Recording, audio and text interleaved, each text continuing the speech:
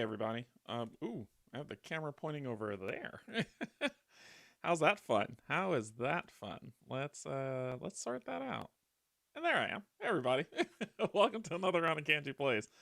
I don't need to have cameras working for things to work out, but we are here today to play SpellRift Legends. This will be the tabletop simulator mod because I don't have the actual game, but I was able to talk to Grigori Games and was able to secure access to their tabletop simulator mod as the prototype playthrough for this game. There's a few changes that they've made in it, but before we begin, I just want to say thank you to my patrons, subscribers, and if you're neither coming in to hang out, thank you and welcome as well.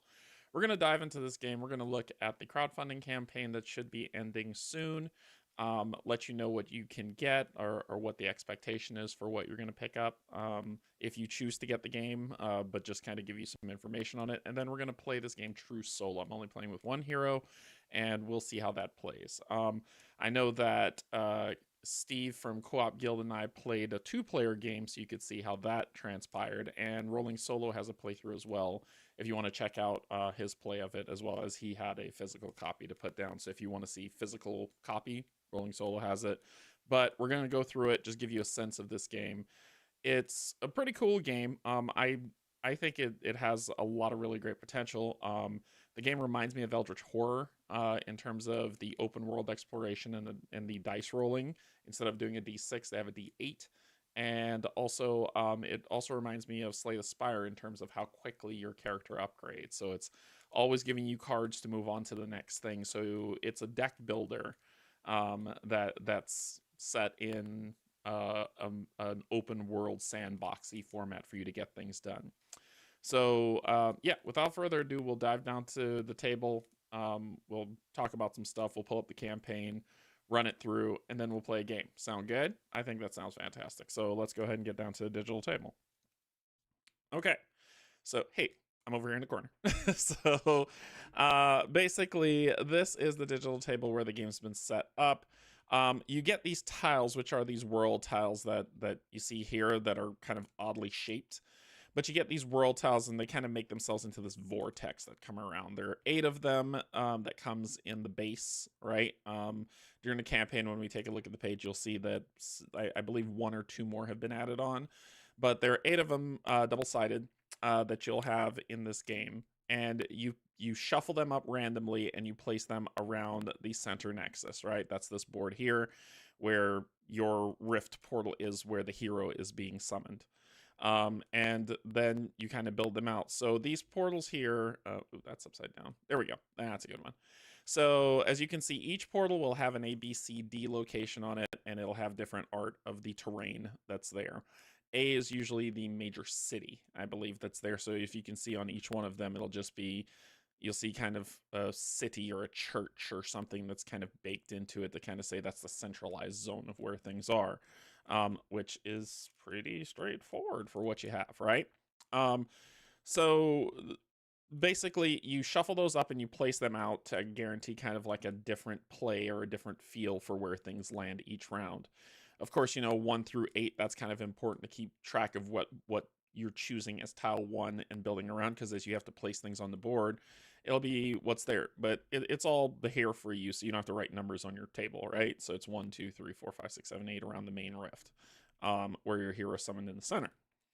As you walk through this world during the journey phase, when you get to exploration phase, you get to either think of it like, I'm going to do a lot of comparisons to Eldritch Horror on this game, because it has a lot of comparisons to Eldritch Horror if you've played that.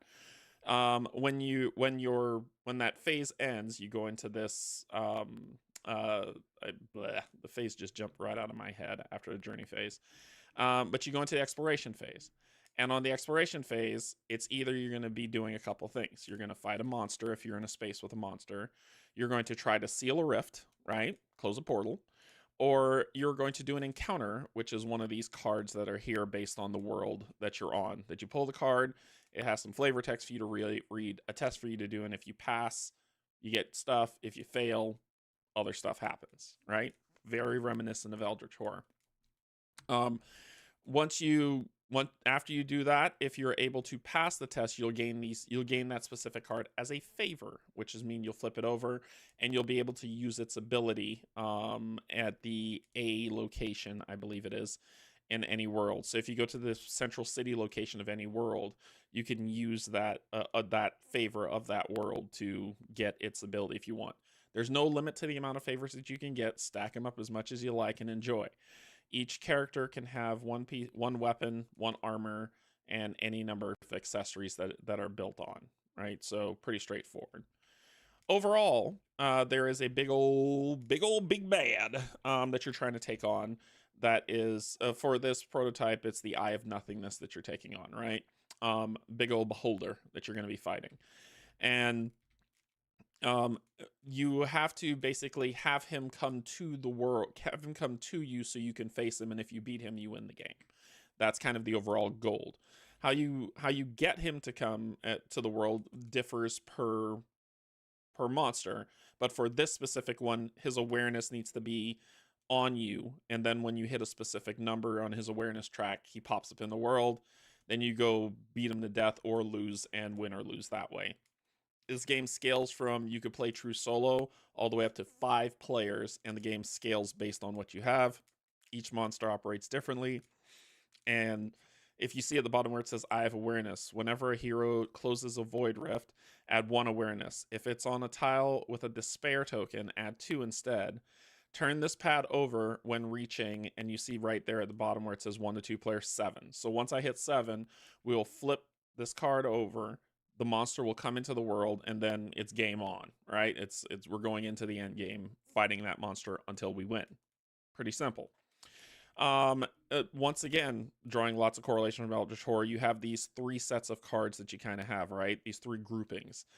There is the end game, the advanced, and the basic. So you flip this over, shuffle each individually, draw 3 from the end game, that's the bottom, 3 from the advance, that's the mid, and 3 from the basic, that's the top. That means that you have 9 rounds, right, to play this. Once this deck runs out, game over, you lose. If you're playing true solo, if you die on the 3rd time you die, game over, you lose. If every location is covered by despair tokens, you lose. So lots of ways to lose, only one way to win. And despair tokens act like pandemic when it comes to, if you have to place a despair token in a location and there's already one there, it spreads to both adjoining locations. So it's really easy for despair to spread if you're not careful. You can get rid of despair, but it becomes a very difficult test to do it. But however, if you're able to do it, it is truly amazing.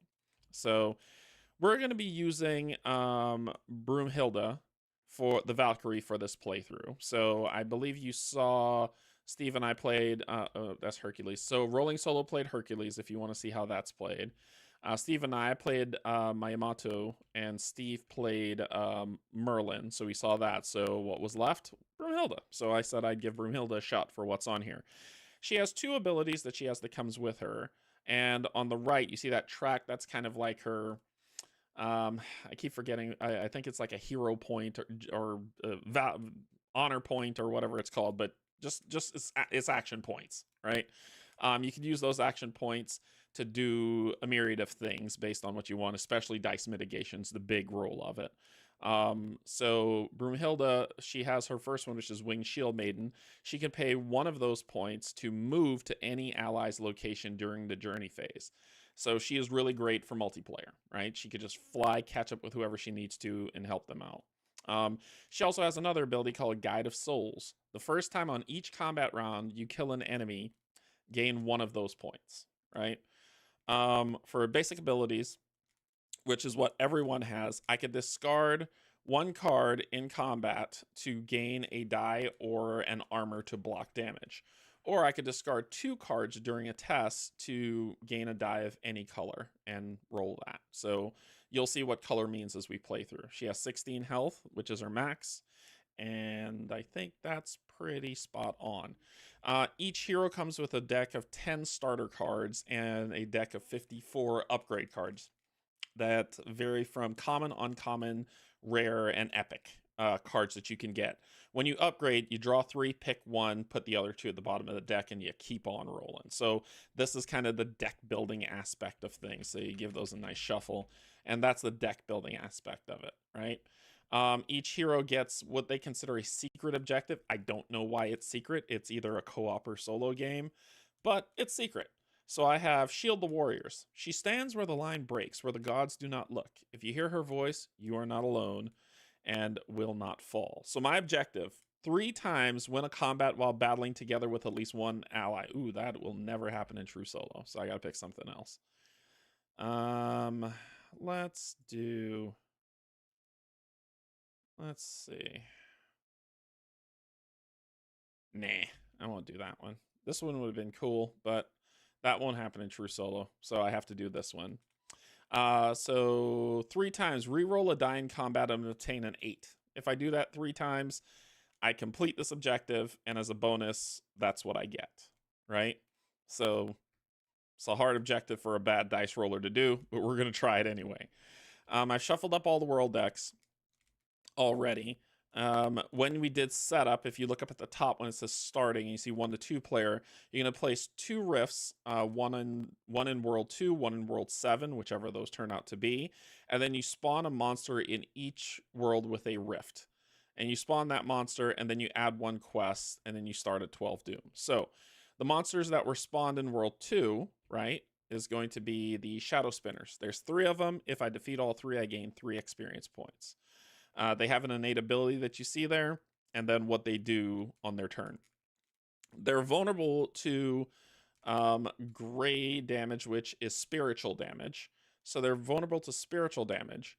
And if I have a card that has spiritual damage, basically my damage, how much successes I rolled is doubled based on what I roll of those die types, right? Make sense? And then what they melee attack. The stat at the bottom is, you see that 4?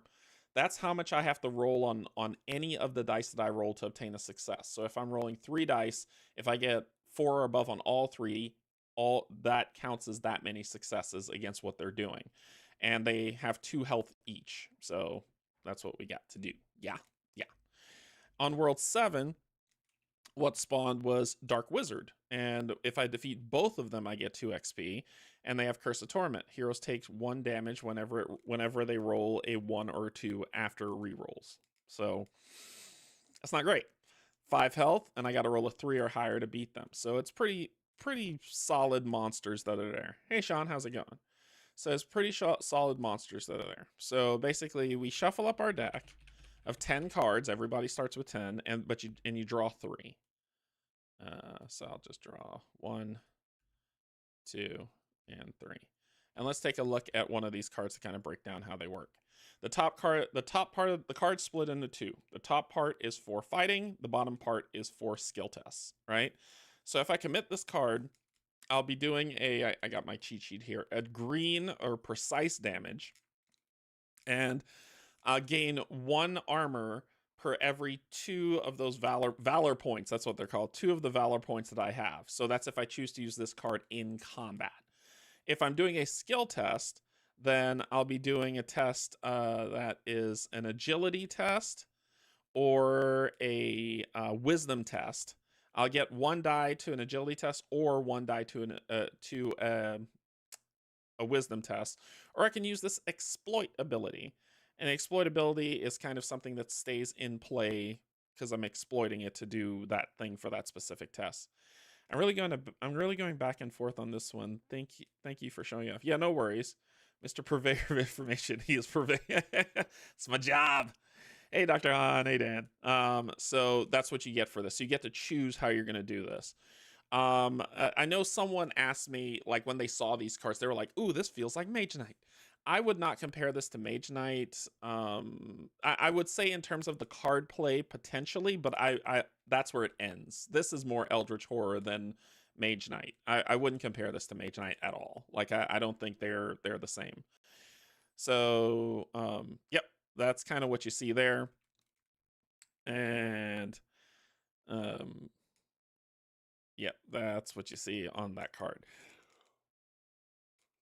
Okay, so there are exploits and there are instances. Instances, of course, you know, you get to use those for their abilities, but that's basically what's on there. And exploits are, you can play exploits in the journey phase and then use them throughout as you play the game. So I draw 3 cards. I gain 2 Valor points at the start of every round. That's, you gain 2 Valor points, no matter what.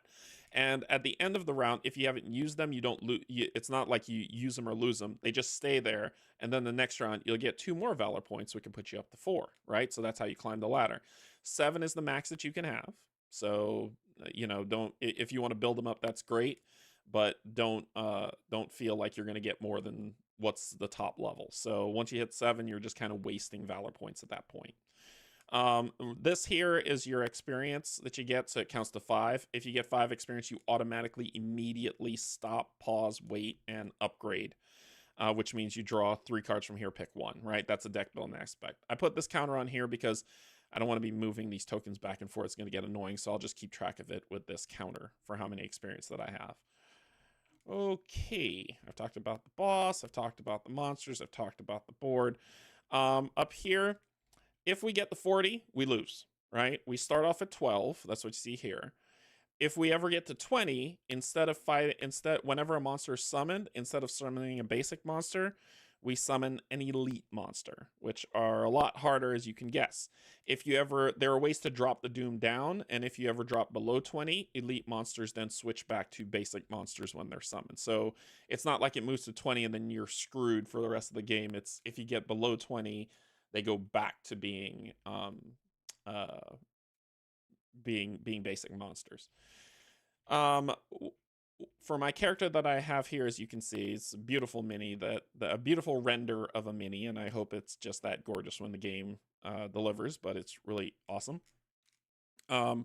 What we are going to do is just kind of start in here. When you're playing true solo, you actually get 2 turns before the monster turn. So you'll get the journey phase, exploration phase, then another journey phase and exploration phase, and then it's the monster's turn, and you deal with the boss, the monster, however they do things. And we'll go through that step by step as we go. All right, so let's go ahead and get started.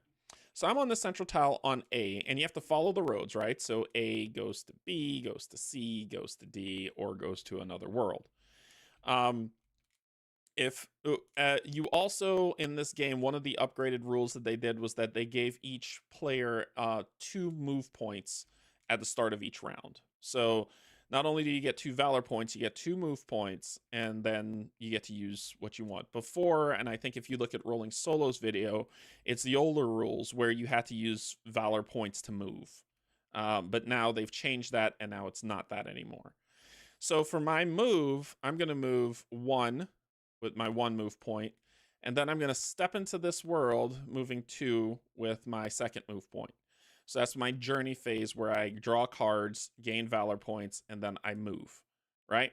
Then I go to the explore phase where I can either choose to close this rift if I'm in a space with a monster, engage the monster, or I can choose to just explore the zone and see if I can draw a card.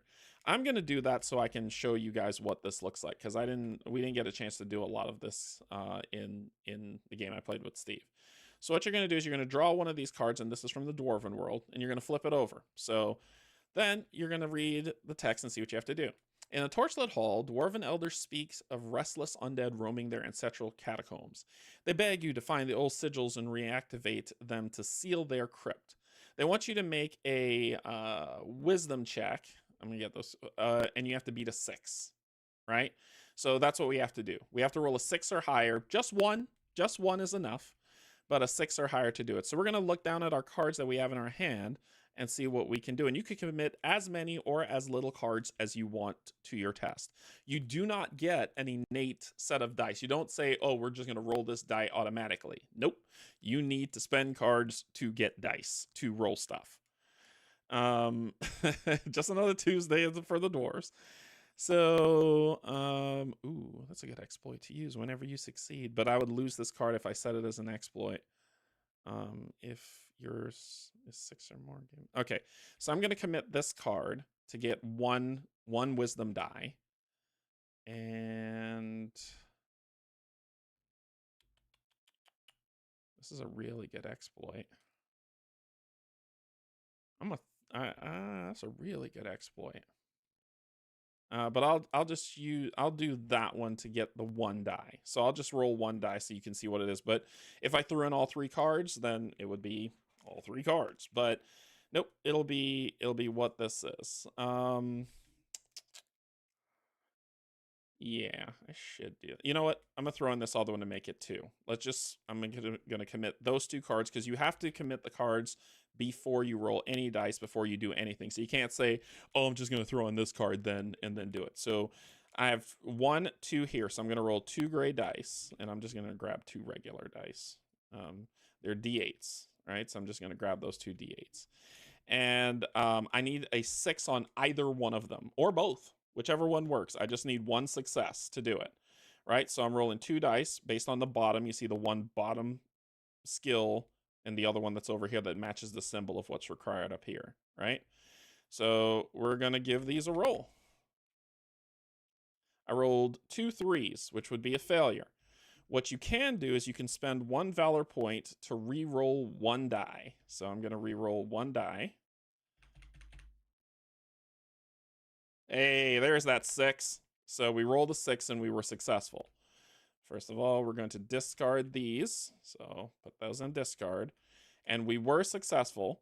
So we go over here and it says, when you pass, it's 2 plus the number of successes that you rolled. So we gain 3 XP. So automatically 1, 2, 3. 3 XP. It also said, you descend to find the sigils, reactivating each by infusing them with your will. Banishing the restless undead. Reduce doom by 1. So doom will go down to 11 from 12, which is fantastic. And because we solve this, we gain this favor, right? This favor that's the forge item. So if I'm in spot A, which I am, I'm able to use this ability during the journey phase to draw 3 items and choose 1. But for right now, we keep it as a favor, and that is for us to get and use, which is fantastic. Yeah? So that was the journey and exploration phase. Now, because I'm playing True Solo, I get another journey and exploration phase. And I just want to check something real quick on ruling. Hey, Tim, how's it going? Let's see. I want to see if you I think we re-up with stuff with the journey phase. I'm just double checking. When you're playing True Soul, because when you play more than 1 player, it's pretty straightforward. I'm just checking to make sure that I believe the journey phase is the 3-card draw. So I'm just checking that real quick and fast, like in a hurry. It's legend points. That's what they're not called. Not val points, legend points. I don't know. They're let's see. We can explore location, venture into the Voidrift, complete a quest. Boss phase. We'll get to that in a second. I just need the bad part is in this book they should have at the back. I want to quick reference single player. I'm just looking through their rules really quick just to verify something. Sorry, I apologize. Journey phase. Yeah, all right, there it is. Okay, so they've got a summary of it. So then we'll go to our second journey phase where we will gain 2, draw 3 cards. It doesn't matter if you have 3. It's not draw up to 3, just draw 3 cards. If you have more than 7 cards in your hand, you have to discard. But you get to draw not up to 3, just draw 3. So now I have 4 cards in my hand, which are these, right? Which are pretty cool. So, yeah. And once again, I get 2 movement points, and then I get this. So in the journey phase, I am going to use this to draw 3 items cards and choose 1. So I'm going to discard this to the I'll put it up here as part of kind of like the discard for them. And we come over to our item deck, and we're going to draw 3 item cards.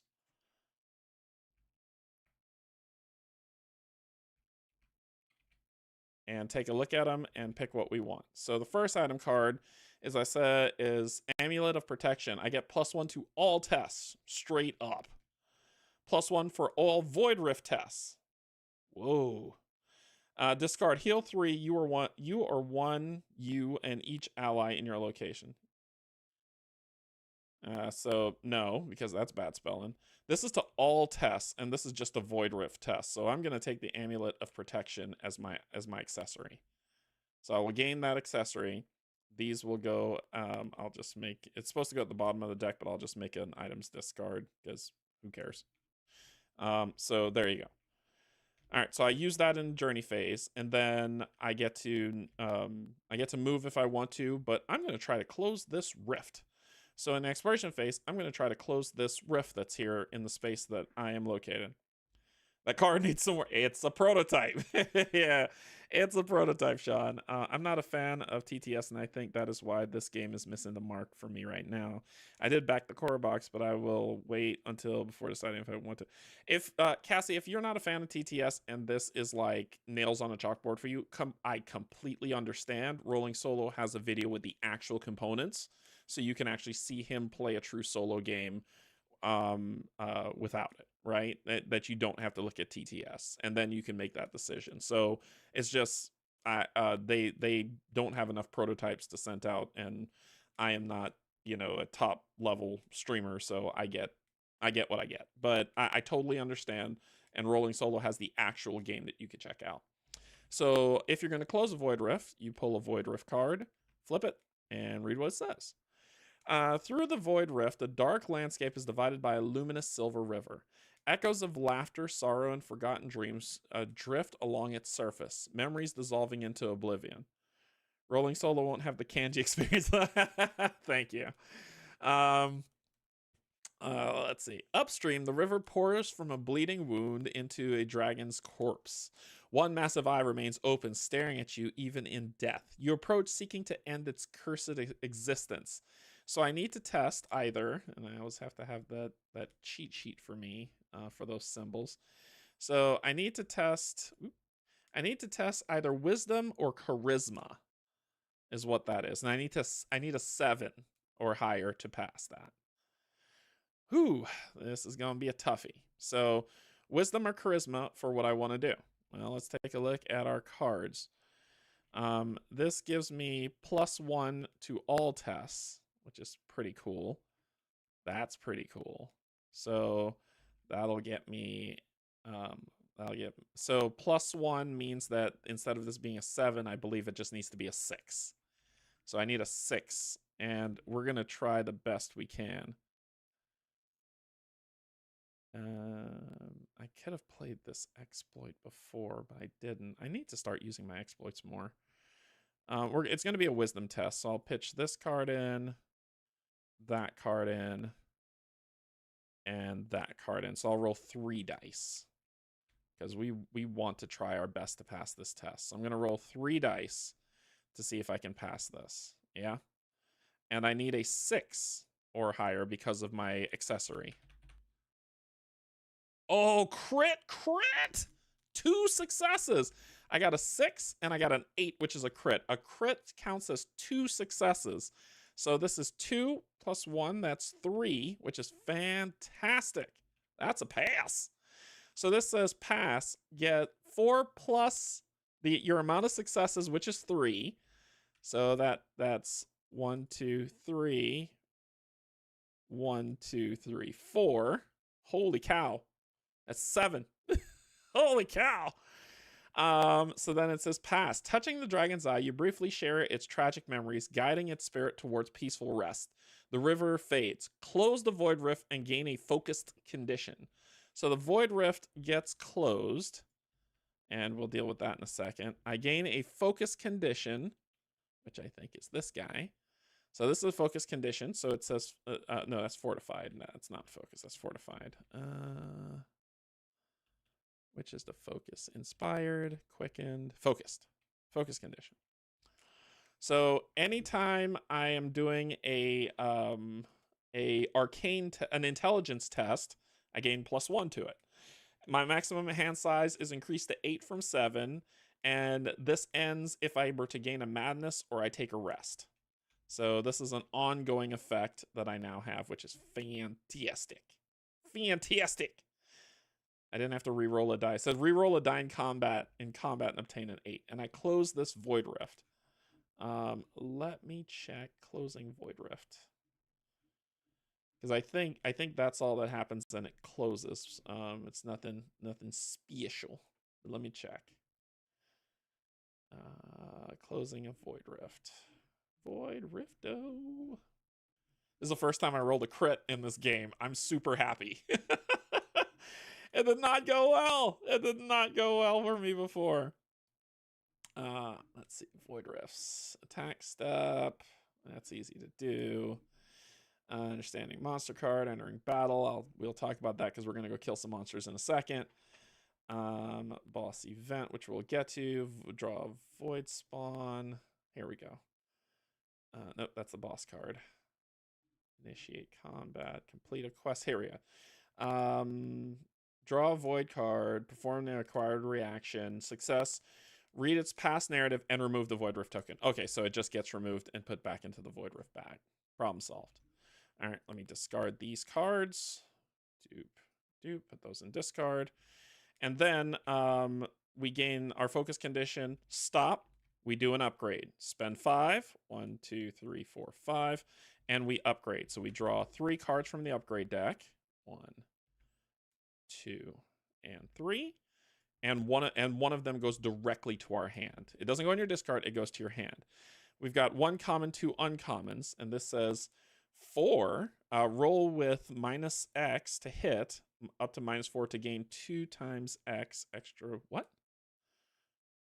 Roll with -X to hit. So that's a melee attack. So basically it's taking off how much we have to roll to gain 2 times X extra. To gain 2 times X extra. This might be a typo on this card. It's weird looking. At the end of combat, heal 2 per active hem. And this would be a hem of blood that can be put out there as an exploit. After each combat, gain 1. So during combat, at the end of combat, I'll heal 2 for how much ever active hems that are out. And then we've got both Norm Gam. The 4 is just too good. So that goes in my hand, and these 2 will go at the bottom of this deck. And that's kind of how you upgrade, that they go in your hand. Then I check. I have another 5. So I spend that other 5, and I do it again. Like I said, upgrades come quick in this game. Very, very quick. So TTS is not providing the Canje experience. We're the ones. Soon, Tim, soon. So we've got favorable wins. During a round, reroll once each dice that missed. Ooh, that's good for me. Combat, increase your attacks damage by 1 per die missed in the previous attack. 8 to all enemies, -2 to hit. Oof. Oof. I gotta do it. That's the dumbest thing I've ever picked up, but I gotta do it. This has 2 universal. This has 3. I have to take that card. Like it's a moral imperative. All right, there we go. Cool. So that was my 2 upgrades that happened. There you go. I upgraded. And I closed that Voidrift. So that is the end of the of mine. I did a journey. I then did an exploration. Then I did another journey, and then I did another exploration. So then we go to the boss phase. All you basically do is grab one of these cards and resolve what it is. Oh, and I didn't tell you guys. You get 1 quest, which is what this blue marker is. I forgot to do that. And if you go to this marker, because you see that 4, it appeared in World 4, and it says a ghostly thief has stolen a sacred relic from a local temple. His motive's unclear. The priest urgently requests aid in recovering it. If you played our Eldritch Horror, you kind of know, this is that little token that gets dropped everywhere. That's this. So complete quest action, pursue and capture the elusive criminal by doing an agility test and passing it with 7, and then you get what the card comes up with. So that is a quest that is going on presently that's in World 4. All right, we close this rift, so we will put this at the bottom. And then now it's the boss's turn, so we pull a boss card and we flip it over. As you can see, it's one of the basic cards. All right, First, we take it from the top down. First effect, we're playing 1 to 2 player. So we spawn a Voidrift on 5. So grab a Voidrift, find 5, and it will go on, flip it over D. So this Voidrift's going to go on D. And then the other thing you do is you see that skull-looking thing with the despair. A despair token is coming on world 2, and it's going on A. They all go on A, but it's going on A here. Now, what does this mean? When despair hits a world, that world's difficulties increase. For instance, if I'm going to do any sort of test in that world, it's +1. If I want to move into a world with a despair token, it costs an extra movement to do it. So the despair is bad. As you well know, it's just awful. And that's all it has for 1 to 2 players. Other stuff if you're playing at higher player counts. Oh, and Doom increases by the amount of monster groups on the board. So there is this one and this one, so Doom would increase by 2. Boop, boop, going up to 13. Villagers whisper of nightmares featuring a lidless eye. Rumors abound of animals vanishing and returning as twisted shadows with empty, hungering eyes that stalk their former owners' homes. Effect. For the round, heroes must discard 1 card to enter a tile with despair from a tile without despair. So not only does it cost 2 movement, now we have to discard 1 card. And I usually leave these in the center just to kind of remind us that it's an ongoing effect just for this round. So we increased Doom, we drew a boss card, and this is the outcome, and that's the end of that phase. What happens next? We go back to our double journey phase. First, I draw 3 cards. 2 and 3. So 1, 2, 3, 4, 5, 6. Yeah, 1, 2, 3, 4, 5, 6. And there we go. And we have 1 card left before we have to reshuffle with our deck. You gain 2 of these legendary points. And then we do our stuff. This despair token sucks, but I want to show y'all combat. So we'll do combat first, and then we'll do this. So combat, we're going to move here because we're still in the world with the despair token, so we're good. So we're going to move there, and then we're going to stay there, and then we're going to combat. So for the exploration phase, instead of exploring a card here, we're going to combat, and we're going to fight these web slingers. So after the first round, this monster attacks resolve first, then any hero attack. What we have to do first is roll for the monster's intent. So you grab, there's 3 of them on here, so you get the 3 monster tokens, and they all have 2 health. So you get the 3 monster tokens, and you put them on there since there's 3 of them, right? And you have to roll for all their intent. So boop, boop, boop, boop, boop. So 1, 2, and 3. Okay, cool. So on a 1, it's just going to be a melee attack. For a 2, it's going to be, they're going to try to do 2 damage to me, and they'll gain an armor. And for the 3, they're going to try 2 damage to me and gain 3 armor on their turn. So how do attack goes? Attacks work. This is where I think a lot of people try to draw the correlation between Mage Knight in this game. So, hey Steve, how's it going? So I think this is where it happens. Attacks work. It is hero ranged, villain ranged, enemy ranged, hero melee, then enemy melee. And that is the order of operation for the attacks. So this is a melee attack creature who's vulnerable to that lovely gray that you see there for the attacks. So, cool. Well, we got stuff, right? We got stuff. And we're looking at the top of these cards. I roll 8 dice to hit all enemies, and it's -2 to what it is. I have to use this card on this fight. I'm so sorry. I don't have any gray attack cards to really build stuff up. I could do some exploiting, but I really don't want to right now. I'm going to pitch this in as a melee attack too. As you can see, it says ranged or melee. Ranged, you have -1 to hit. Each round, an enemy loses 2 per active him. I'm going to do the Hymn of the Storms as my melee attack for combat. And I think that's where I'm good. I think that's where I'm good.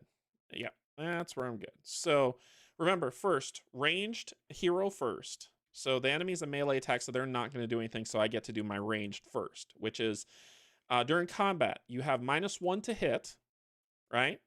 But at the end of each round, an enemy loses 2 health per active hymn. So this is an active hymn.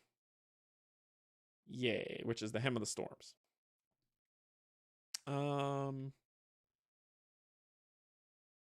Yep. So it's ranged. So basically, this just kind of comes out and it says I have -1 to hit on anything else I'm doing. But that's just my range. I put that out and wait for the round to end. But the combat round hasn't ended yet. So that stays out.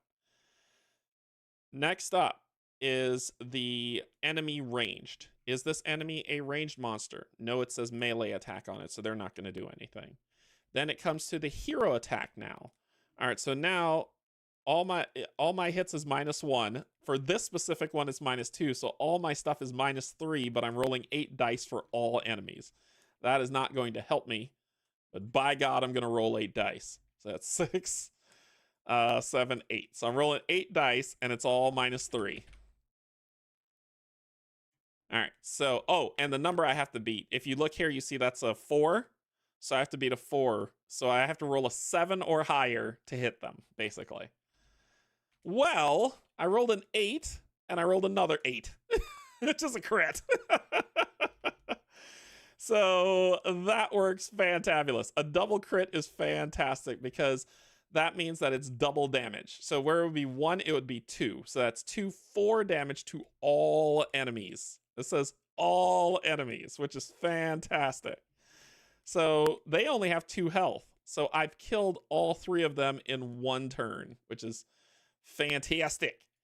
And that means I gain 3 XP for killing all of them.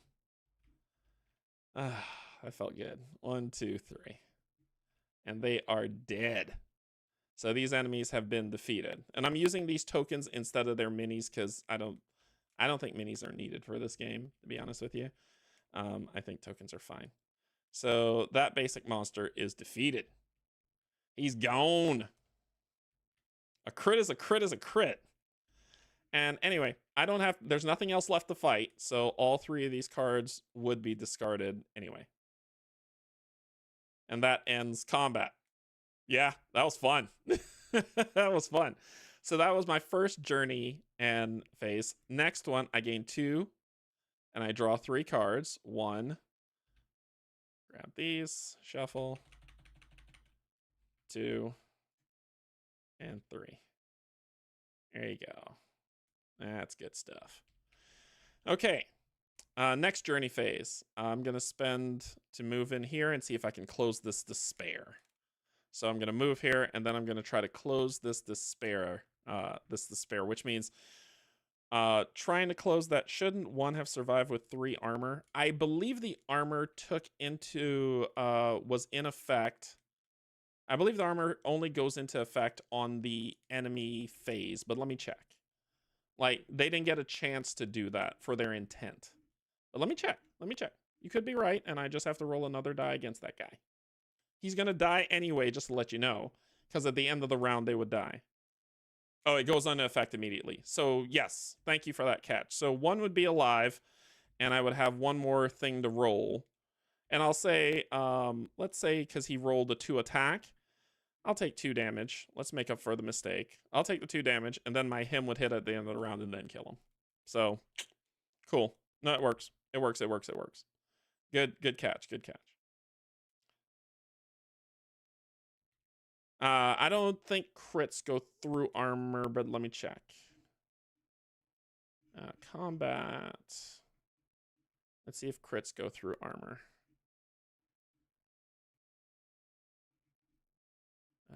Combat. Here we go. Intent roll, hero commit, range step, melee step, round end. Intent roll, hero commits. D8s count as 2 successes. Check vulnerability and armor. Reduce. No, it doesn't say it goes through, but my hem would have killed him anyway. Unless you have something that says pierce. So we're fine. We're fine. I'm perfectly fine with it. Okay. So then it is, we're going to try to close this despair token, which I believe we pull. I believe when you're trying to close this one, you pull a void card. No, you pull a world card. You pull a world card and it's +1. 2, 2, 2, 2, 2. So you pull a world card. Looming high among jagged peaks, dwarven sentinels cry for aid against void-corrupted giant eagles swooping from dark clouds. Their fierce talons tear at watchtowers, threatening the mountain stronghold. So we're doing a strength test for 6, but now because of the void token, the despair token, sorry, it's a 7. So I need a 7 or higher to pass that one. And it's a strength one, huh? Let's see, we could do that, we could do that. This one will let me roll 2 dice. This will let me roll 3, and this will let me roll 4.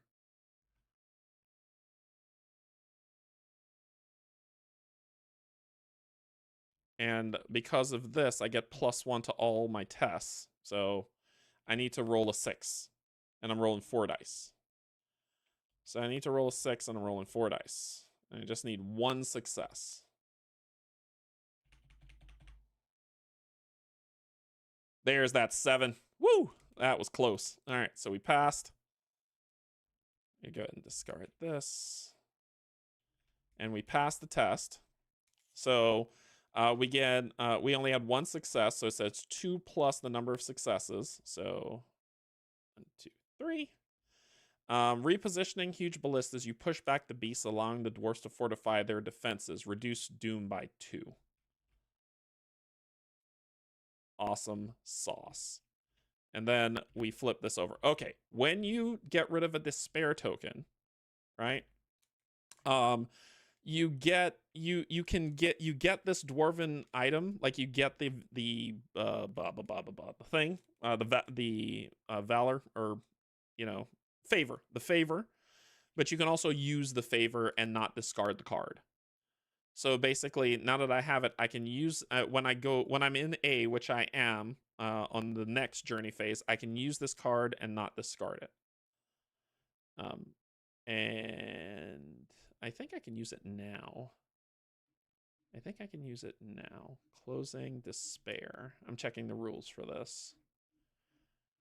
There's a lot of nuance to this game, which is not bad. Place the token face up. Important effects of despair tokens. +1 difficulty for what you're going to do. With a despair token, removes the token and grants it's the immediate favor effect. You get the immediate favor effect, and then but you don't discard the card.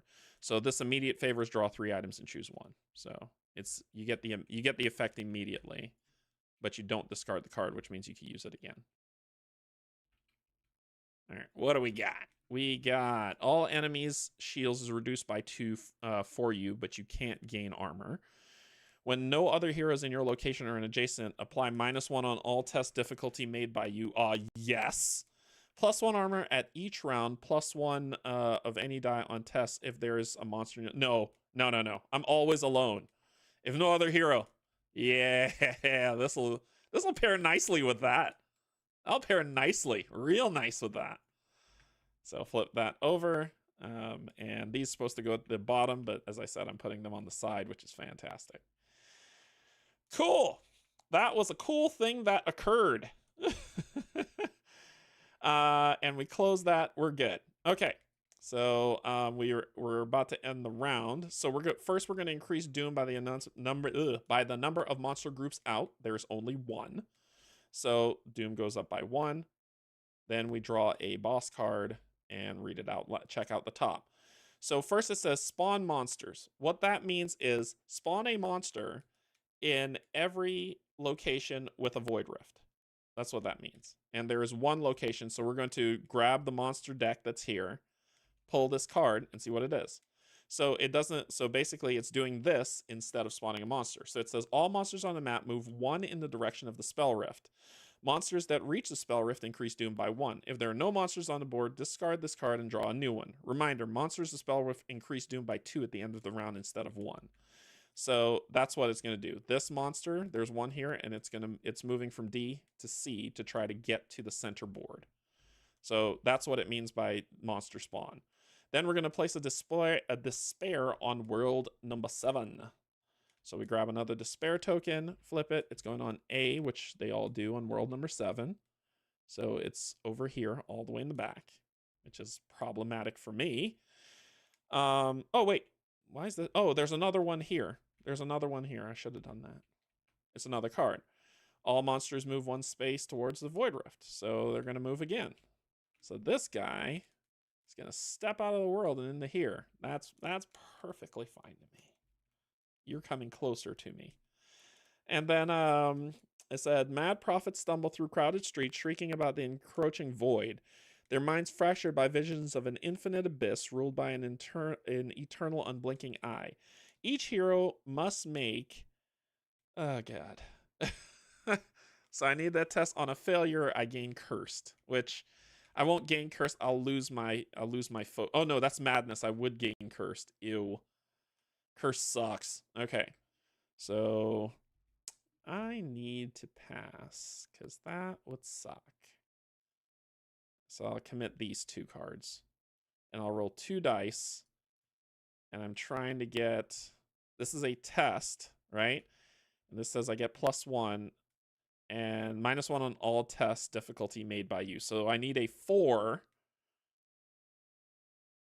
I need a 4 and I get +1 to whatever I roll. That's perfectly fine. I passed. Fantastic. So cool. That does not affect me. I'm okay. These 2 cards will be discarded.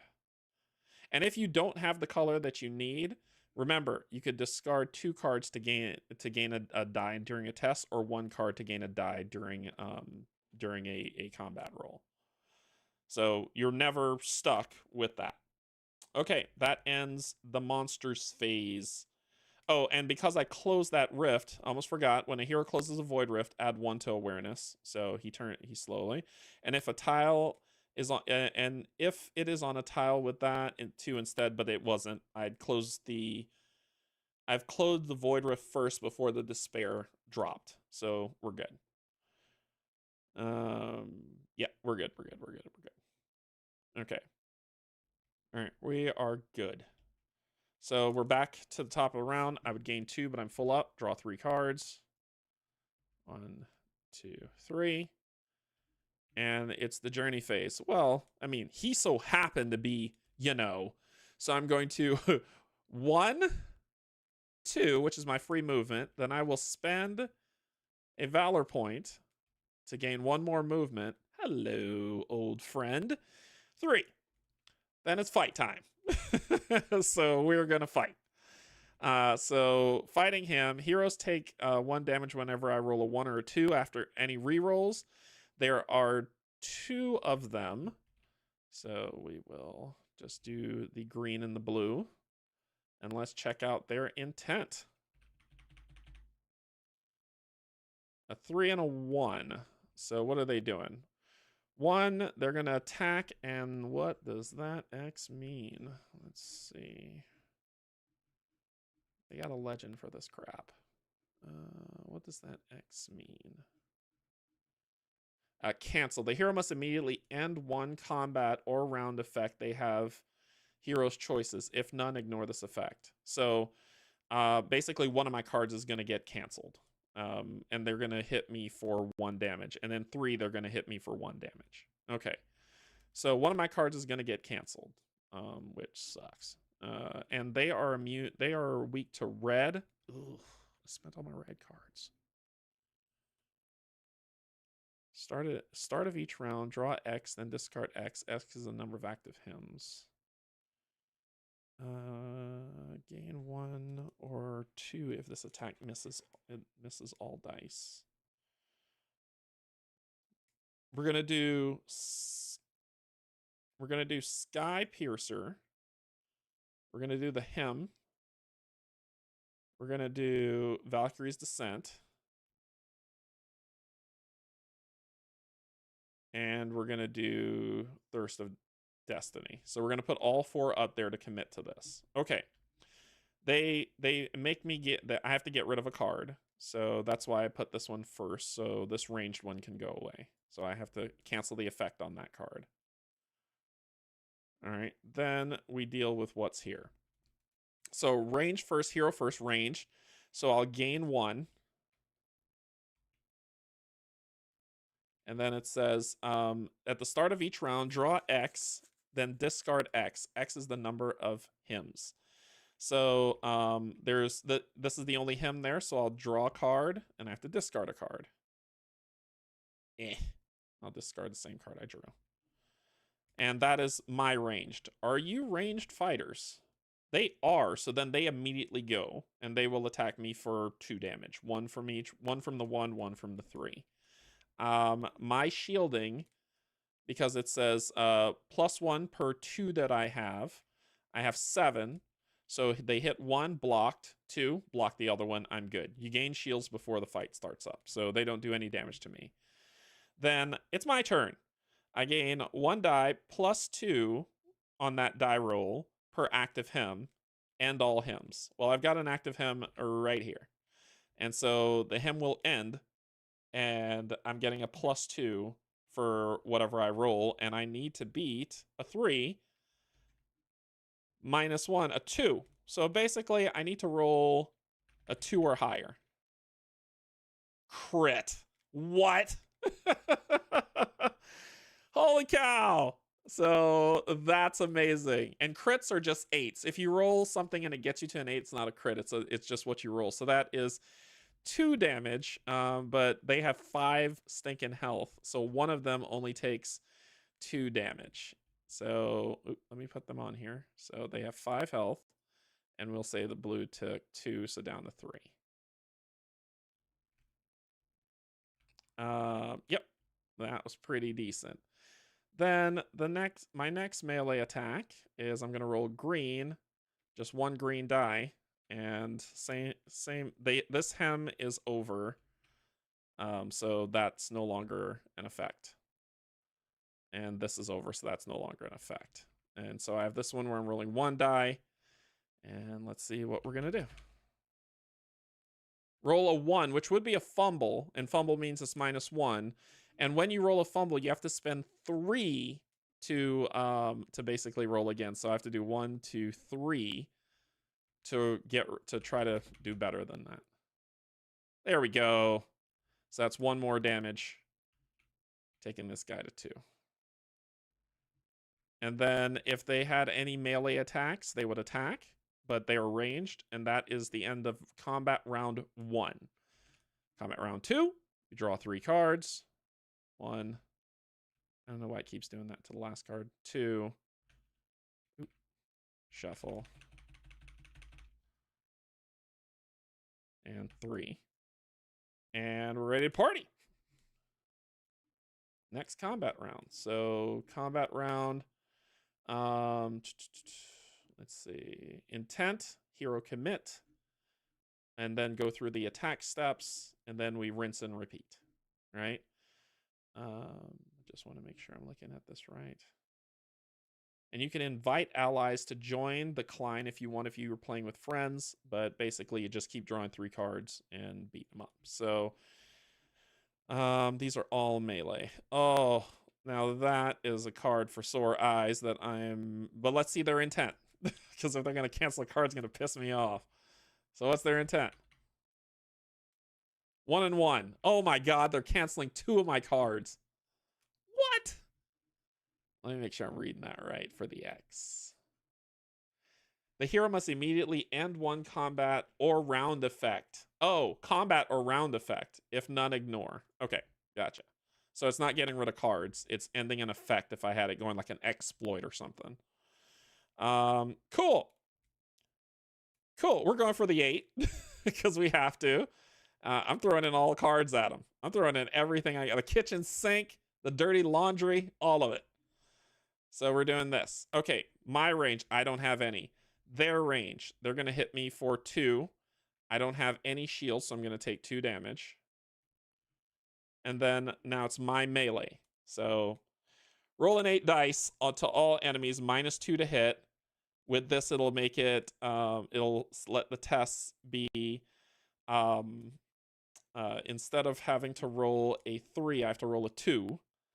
And I get a +1, so it's a -1 to all my stuff, and I'm rolling 8 dice. So 2, 4, 6, 7, 8. So I'm rolling 8 dice, and it's a -1 to whatever I roll. So, and I need a 2. Yeah. So 1, 2, 3, 4, 5, 6 successes to all of them.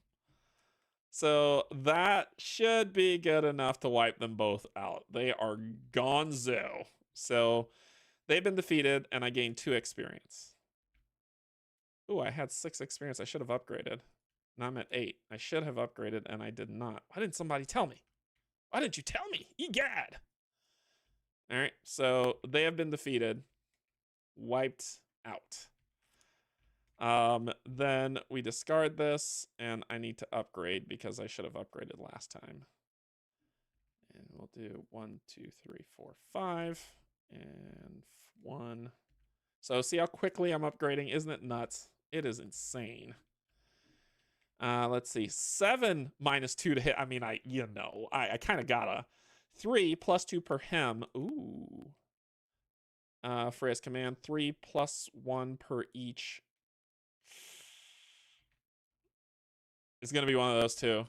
If I can keep this at 7, yeah, I gotta take this one. I gotta take this one. That's coming to my hand. These two will go at the bottom. That 7 sounded cool, but that one also, if I can keep my if I can keep those points up, I'm gonna be like insanely powerful. So that one comes to my hand automatically. Awesome. And that is a rare card too, which is fantastic. Fantastic. All right, so that was the first journey phase. The second one, I'm going to I gain 2. 1, 2. Draw 3 cards. 1, 2, and 3. And then I'm going to move it. I'm going to move in. Remember, it costs me 2 movement points to get in, so that's both my movement to get here. Then we need to clear the rift, right? The rift. So I'm going to spend 1 to move here. And 1 more. No, I don't want the rift. I'm going for the despair. I'm going for the despair because if there's there is a rift on the board already, so I am going to go for the rift. Let's shut the rift down with the despair because it says if I close a rift, if it's on a tile with despair, I'll move up his awareness by 2. So we're going to go for the rift. And then we're going to do our thing. Let's try to close this rift. Remember, it's +1. So in a dim realm, crystal cocoons drift weightlessly, each nurtured by an eclipse moth that devours light.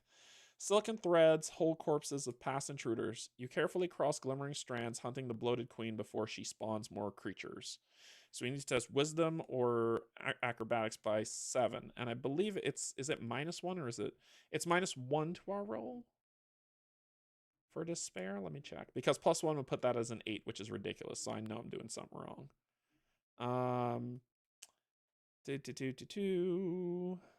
+1 difficulty. Nope. I said it right. So I need to roll an 8 to close this rift. Cool. Cool.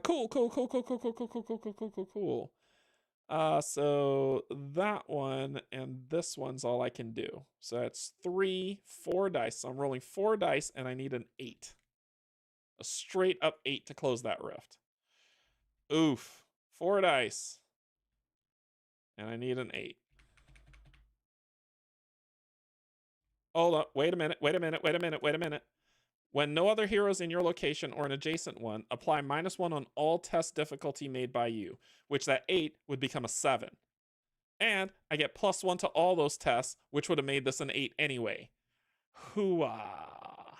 So that passes, my friends. That passes. So 4 plus number of successes, 1, 2. So that's 6. 1, 2, 3, 4, 5. 6. And reaching the queen unnoticed, you slay her with a precise strike. Her cocoons collapse, releasing larvae that wither without their matriarch's power. You close this rift and gain 1 item, found among the remains of the fallen. Awesome sauce. So the rift is closed.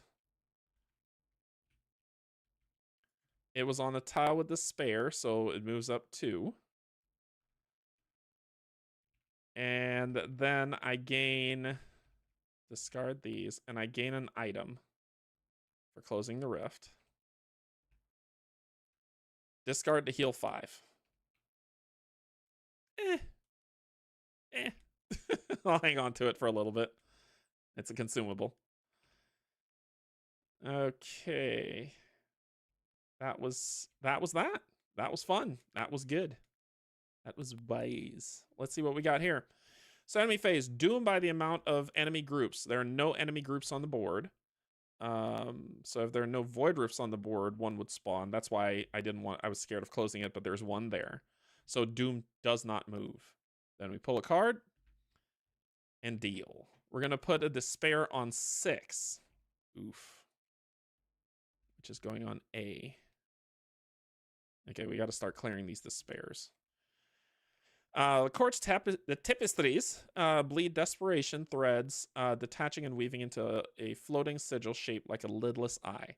Nobles and scholars flee in terror, leaving their palaces and academies as reality seems to unwind. For the entire round, the difficulty of all tests on yellow tiles is increased by 1. This is a yellow tile. So I'll put this here, so I won't be doing anything on that tile. Cool. Then we gain 2. 1, 2, draw 3. 1, 2, and 3. And then we begin. So I will spend my movement to get here. Try to close this void. And yeah, that's what we're gonna do. So this is my first. Let's see if we can close it. Remember, this gets +1 difficulty. Within an icy cave, Cirrus sits trapped in horrific visions. Villagers fear losing her foresight would doom their clan. At her altar, you sense foul magic hidden among sacred relics. Test wisdom 6, which would be 7, but because of this lovely thing, it's a 6. All right, so we're going to roll that. I've only got 1 die to roll here. Oh, nope. Yeah, only got 1 die to roll. Nope, 2 here. 3. Yes. Which is the one that's active hem?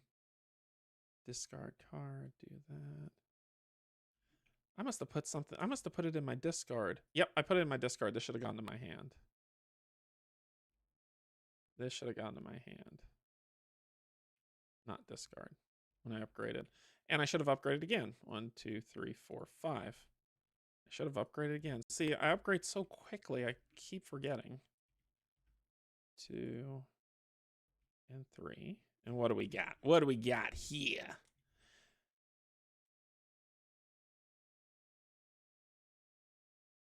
Ooh. If this attack defeats enemy, gain 2. Increase by 3 times X. Oh, I'm taking this. That's just awesome. These cards are so cool. And I like Brunhilde. She's powerful. Okay, so that goes in my hand. All right, let's do our test. So it's 1, 2, 3. So I'm rolling 3 dice, and I need a 6 or higher. Crit and 6. We are good. 2 plus number of successes, which is, so that'd be 4. 1, 2, 3, 4. I'm just upgrading like crazy here. Purifying corrupted runes. You free her from the trance. Grateful she shares visions of the void. Reduce doom by 1 and draw 1 card. So we reduce doom by 1. Let's get rid of these. Draw a card. And then we get this effect. Discard cards to reduce Doom by 3 or draw 3 cards. I don't want to do that because that'll make me discard cards, and I'm not wanting to do that right now. So I'll hang on to this, and this despair is shut down. Hooah! Wrong despair. I shut down the wrong despair. It should have been here. This despair is shut down. How about that? And that will take care of it. Okay. That ends. I will use. Let me use this one. I'm going to use the dwarven one before we leave as an action part of that to do it. So we'll draw 3 items. Flip. I'm looking for some armor. I'm doing a lot of those tests, so +2 to those tests is pretty cool. +2 armor if you played at least 2 green card attacks this round. You can't spend to reroll. Instead, you can use to add 2. Use 1 to add 2 dice before rolling once per roll. Now I'm gonna take this one. I'm gonna take that because I seem to be rolling that a lot. So cool. Those are gone. This will get put at the bottom of the dwarven deck. And cool. So it is our go, right? That was our first. So our second. That was our first where we journeyed there and closed the rift. So our second, we'll gain 1. Pull 3. 1. Come on. 2.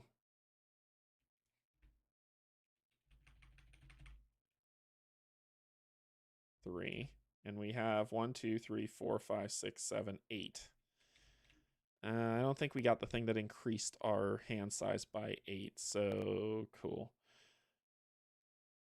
We haven't done that. The first time on each combat round you kill an enemy, gain 1. I haven't been doing that, but because I've been capping out the whole game. So I need to discard one of these. Not that. Not that. Maybe that. Nope. Nope. A ham might be good. So I'll discard that card. Keep us down to 7.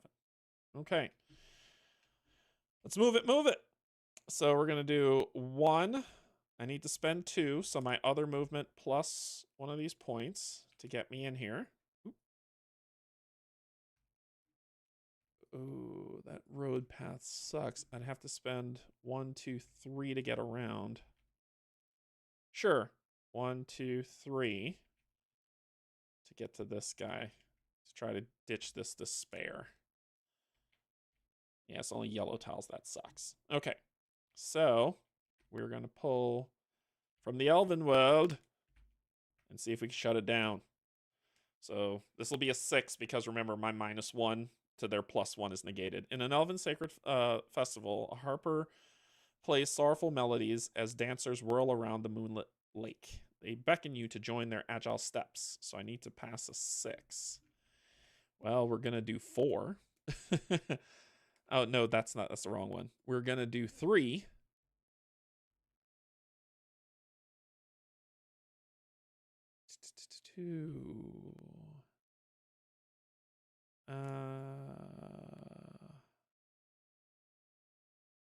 For 5. We're going to roll 5 dice.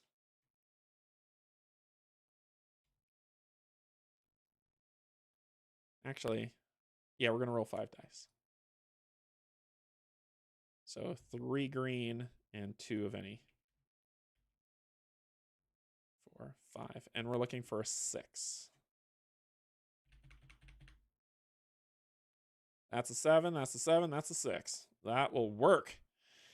2 plus a number of successes. That's 3. So that's 5. Oh, and I did upgrade and take this down. 1, 2, 3, 4, 5. So I get to upgrade again. Good gravy. Gain 3 more. So 1, 2, 3. This gets closed. And what do we get for our troubles? Discard a card. Discard a card to choose a positive condition, and we get to keep the card. Ooh. I'll discard the hem. And I want to get...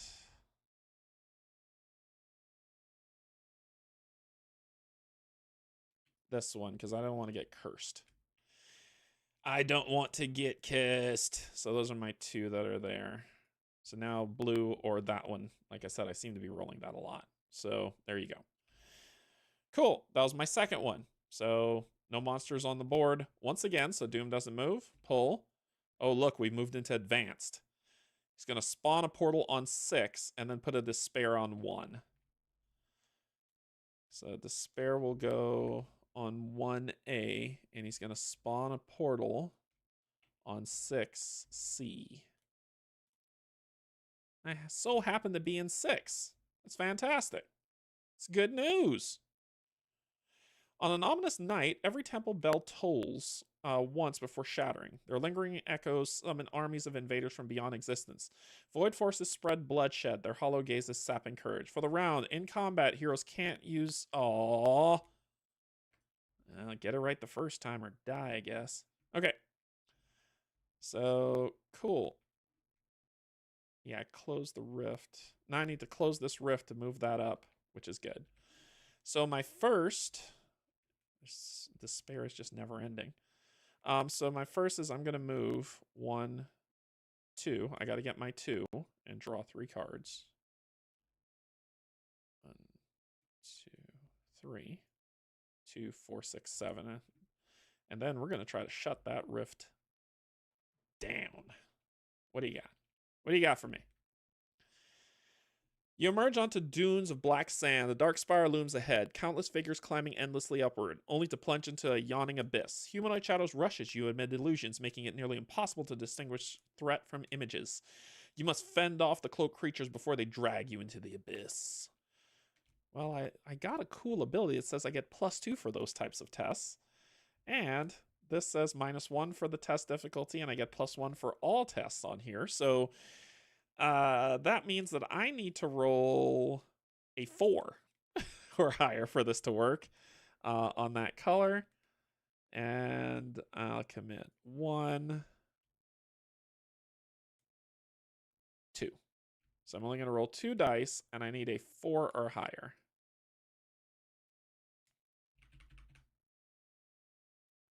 Ooh, a fumble and a 3. The worst.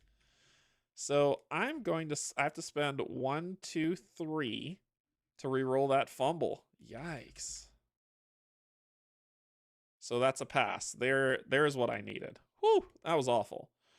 4 plus 1 success, and I once again forgot to upgrade. So 1, 2, 3, 4 plus 1. And close the Void Rift and gain 2. So I'll gain 1, 2. And I'll close the rift. This card will get discarded. And let me do my upgrading. Discard this and do some upgrades. 1, 2, 3, 4, 5. 1, 2, 3. That's another Hem of Fate. End of round, gain 1, gain 2, and oh, that works. Whenever you fully miss an attack, draw a card for the round. Nope, I'm taking this one. These two will go at the bottom. Like I said, these upgrades are just amazing. Amazing. Then 1, 2, 3, 4, 5. 1, 2, 3. What do we got? Same thing. Before enemies melee attacks, you gain shield plus per active hem. Ooh, but the 3 test at the bottom is pretty. I'm gonna take this one. Take that hem. Put these at the bottom. So that will go here. That'll go here. And how much cards do we have? 2, 4, 6, 7. Back to 7 cards. Not bad. So that was my first action. My second action. How much does it take me to get to this Void Rift? 1, 2, 3. 1, 2, 3, 4, 5. Yeah, so we're going to do our move 1, 2, and spend one of these to go to 3. This would have gone up, so it would have been back down to 6.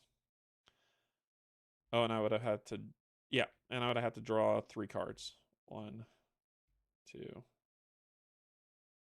3. And I need to ditch 3 cards. That's a universal.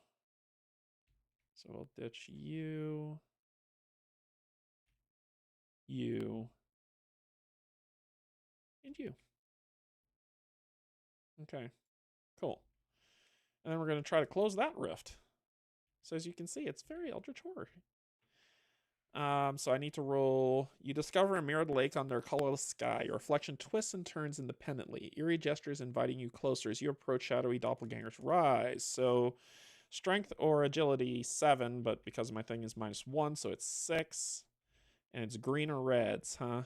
Green or reds? Green or reds? Did I throw away a green? I threw away a 3 red. Oh, you suck. So I'm gonna do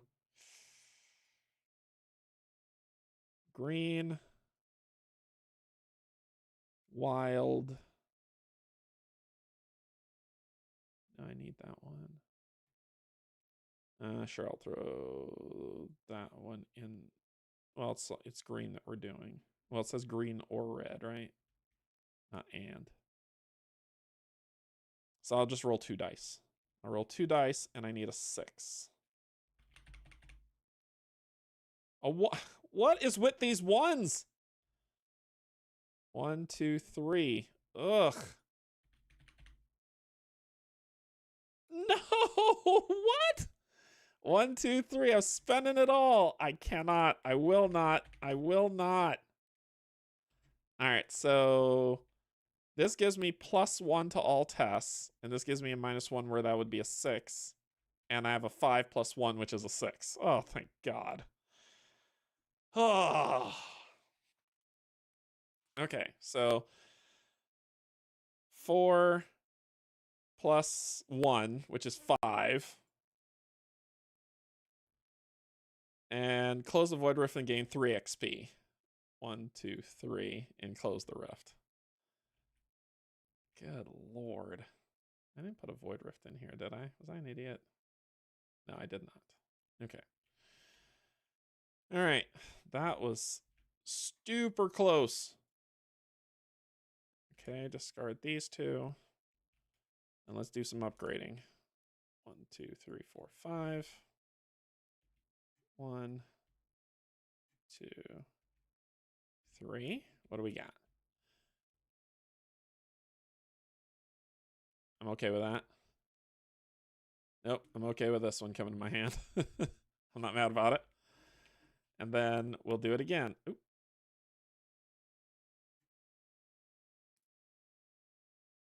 And draw 3. 1, 2, 3. It's not bad. Really not bad. We'll take this red one. For some reason, red's just calling me. More dice I roll, the better. So I've got 2, 4, 6, 7 cards in my hand at the end of this round. We're closing rifts and we're doing stuff. All right. Oh, and I closed 2 rifts. 1, 2. This would put this at 5. So I have 2 more rifts to close. All rifts are closed, which sucks. But that ends my turn. And I say it sucks. You'll see why. Because this is the end of his round. I'll spawn a rift on world 8. So, boom. No enemies to attack. Flippity flip. So spawn enemies at any rifts twice. Nope. There's none there. But a despair is coming out on world 8 on A. So there's no enemies to spawn. And I believe it says if there are no void rifts in play, instead spawn a void rift randomly, roll a d8 and pick the tile number. So the first void rift is going to happen on 5 on B. And then the next monster spawn is going to spawn on that void rift, which is corrupted, one corrupted angel. That's going to be slamming right there. Each round, the hero loses 2. Ooh, he's going to be tough. He's got 9 health. Yikes. So he's going to come in world 5. Got to move this stuff around a little bit. And this would have ended. And he's coming in at world 5. Where are you, little bastard? So there he is. Like I said, I'm using these tokens instead. I'm just going to scale them down. All right, so he's coming in at D. Right where I am. Awesome. Okay, what else are you doing? In the cold lands, an ink black halo appeared obscuring the sun. Endless snowflakes fall, each bearing a spiral iris that gazes back at those who look directly at them. Within villages, hearth fires dim and desperation spreads as shamans, unable to sleep, murmur chilling prophecies. Each hero who ends the journey phase in a tile with despair loses 4 health. Ugh. Well, luckily I'm not. I'm going to try to close this rift to get him closer to seeing me, and we'll see how that goes.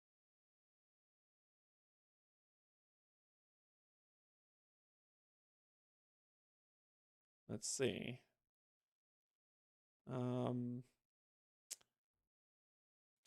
Two. Why don't we just take this bastard on? Huh? Feeling good about it? Feeling good about my life? Let's take this bastard on. All right, so we're going to roll for his intent. So it's 1 monster, and he has 9 health. What's your intent, you jerk? A 3. He's going to range attack me for 1 damage. So his range, he's going to range attack me for 1 damage. Okay. What am I going to do? And he's vulnerable to blue. Well, that's the thing I don't have. So we're going to do this and gain 2 shield. It's part of melee, not right. Well, I gain the shield immediately. And I don't have any blue cards to play to attack him, so I have to discard 1 card to gain a die. I'm going to discard this card to gain 1 die.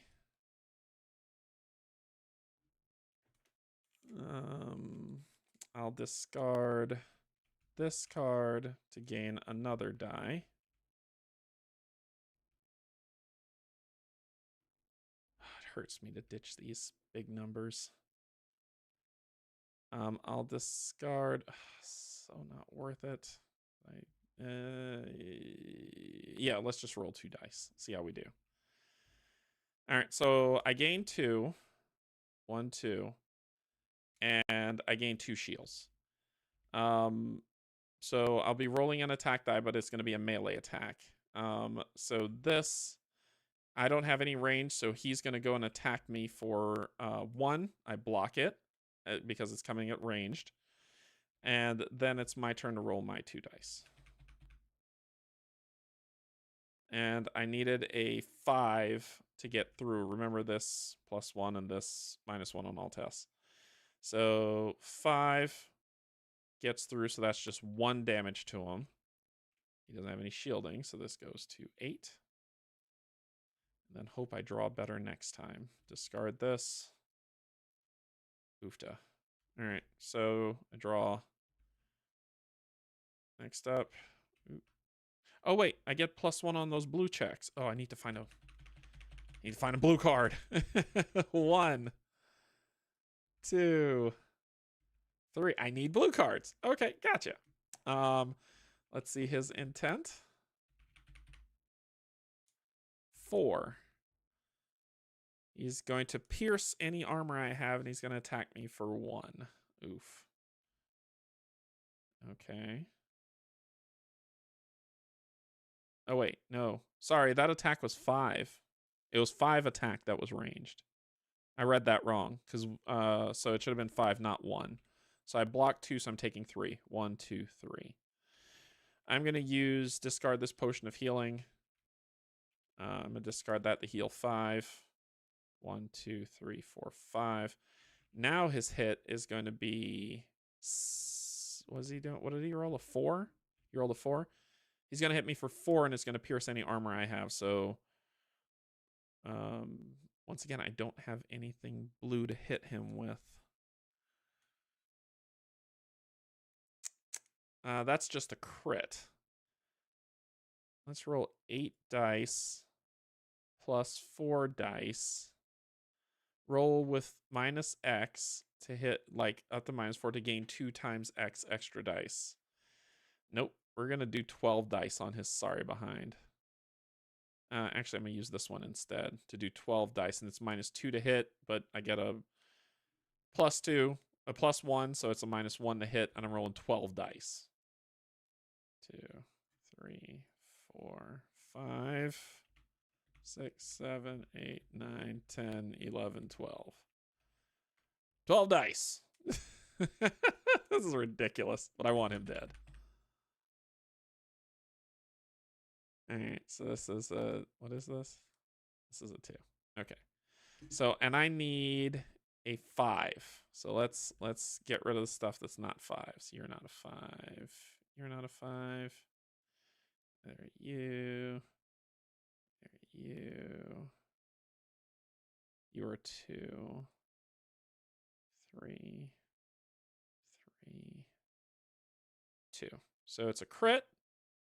So this is 2, 3, 4, 5. So that'd be 5 damage. It's not enough. I want him dead. He would range me first. Sorry, he would range me first for 4. So 1, 2, 3, 4. And then that's when I rolled this on his sorry behind. So I'm gonna, yeah, I'll just hit him for 5. 1, 2, 3, 4, 5. I'll hit him for 5. 1, 2, 3, 4, 5. And that's the end of the round. That felt good. I'll draw 3. 1, 2, 3, 2, 4, 2, 4, 6, 8. I have to lose a card. This one. And then let's see his intent. Another 4. So he is ranging me. No, he's gonna melee me for 4. Let's roll 4 dice.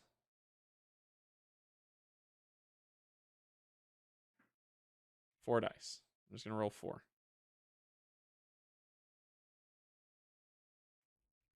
Just throwing these away until I get down to 4. Okay, just rolling 4 dice. Do I have anything ranged? I'm all melee. So he's melee as well. All right, I'm rolling 4 dice. Hope for the best. Oh my god. Yeah, that's nothing. That is nothing. Then he hits me for 4. Oh boy. Wait, he rolled a 4, right? He hits me for 6. And he would have had 2 shields from that last one. So he would, I would have, so he should have had this much. 5. And he hits me for 6. Oh. 2, 3, 4, 5, 6. Oh no. All right, we got to go all out next one. What's he doing? A 2. So yes, he's hitting me for 2 damage. And I'm going all in.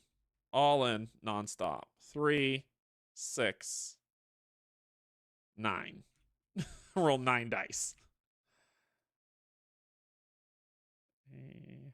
4, 2, 4, 6, 8, 9 dice.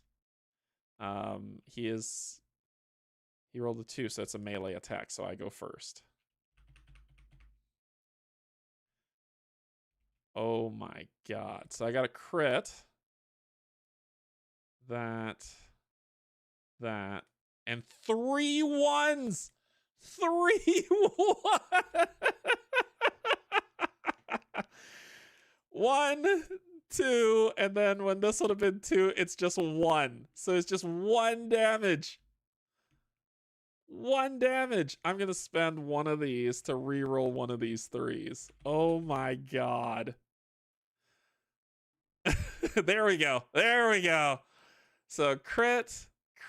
So this is 2 and 1, 3. 1, 2, 3. Oh, I gotta risk it for the biscuit. I gotta risk it for the biscuit on this other one. Okay, there's the 4. Woo! Okay, we got it. We got it. He's dead. Oh my god. He's dead. Because it would have been 2, 4, 6, 7, minus 3, which is 4. Oh no, he has 1 health left. He has 1 health left. Oh no. Oh my god, he has 1 health left. Bad math. Oh no. How much does he hit me for? He rolled a 2. 4 damage. He knocks me out. KO. I couldn't do it. KO. Let me see what happens when I die in combat. Holy crap.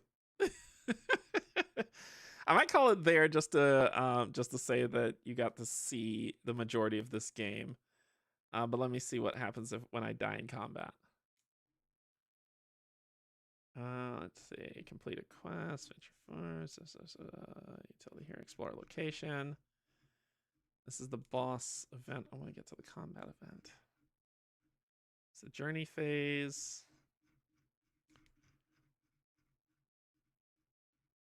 Combat. What happens when I die? You respawn at half health in the center. Heroes defeated. If a hero drops to 0, the hero is defeated and immediately withdraws from the fight. Surviving heroes continue the round. When a hero is defeated, remove the hero figure from the board, discard all cards in hand, set legend points to 0, remove all conditions, do not lose items, upgrade cards, or exploits. The hero is in a defeated state and returns next round. Start of next round. Okay, so start of the next round. Okay, so we go through the rest of the phases. The rest is over. So I start back here. I lose all my cards. I don't lose. I believe it didn't say that you keep favor. It didn't say you kept favor. It just said items, upgrade cards, or exploits that are going. So I would lose my favor when I'm defeated. I keep all my items, my upgrade cards, but I lose these. These are gone. Those are gone. Oop, this is in the wrong place. Those are gone. And what happens? I'm in a defeated state, so I'm done. The hero returns with half of their maximum health rounded down. So I have to end this round. The round is over. He just won. So there's 1 enemy on the board, so Doom will move up by 1. Pull flip. So he will summon a portal on 1. Hit A. That's what that said. Then discard this. He will summon monsters everywhere there's a portal. Holy crap. So 5 and 1 and 5. So 1. All monster groups that have less figures than the spawn amount recover. You're okay. So that's just kind of a dead card. And some spiders come out in 1. And they will come out on spot A. In 1. Cool. Cool. This is fun. Yeah. And then you keep going round and round you go. Now that phase is over, and it says effect. Each hero must make a test on a success, draw a card, gain a madness condition. I am KO'd, so I'm in a defeated state, which means this wouldn't affect me, and that's discarded. It's just it's a round loss. And then at the start of the round, I'll heal up to half my health. And yeah, and then you just keep going. And I was getting closer to fighting this guy, and on Steve and my stream, we showed you a combat when you fight him. But I'm a pause here, not because I'm not having fun. This game, I'm enjoying it a lot, but I want to answer any questions, and I want to get to show you this here, which is this. Nope, that's the wrong thing. TTS, this. Which, let me show you the campaign. So the campaign has about 19 hours left to go for you to play through. For you to choose if you want to back it. Of course, there's late pledge, so you're okay if you choose, like, okay, you want to wait on it. I like solo. I thought solo was fun. I thought it was a lot of fun. Giving me the two journey and 2 explore phases was big. So, and giving me, would you rather play this true solo or 2-handed? I would play this, if I'm by myself, I would rather play this true solo. But if I'm with a group, this will be a lot of fun as a group, for sure. But no, I would play true solo. Basically 19 hours left in the campaign. They've raised $500,000, which is pretty decent for what they're trying to do. I think that more than enough covers the game. So let's talk about kind of the reward sets. Let's go with core first. So the core box, right? If you're just getting the core box, is $129 US, right? With that, you're getting what you saw played today. You're getting the objective cards for each of the heroes that are out there, 50 item cards. They're trying to make this seem like a lot. I'm gonna tell you, it's not. If you think about how the Eldritch Horror box core came, that's kind of what you're kind of getting here. You're getting the condition cards that are there. There are 12 locations for each world. Now, that means that if you just stay location journeying and location looking, you have the potential of re-seeing the same stuff, over and over. But you did with Eldritch, and then they released one mini expansion that exploded that 12 into like 10 billion. So I foresee them kind of doing the same. If you weren't you, what would you recommend for someone who doesn't go all in? I can do that. And that's the point of this, Steve.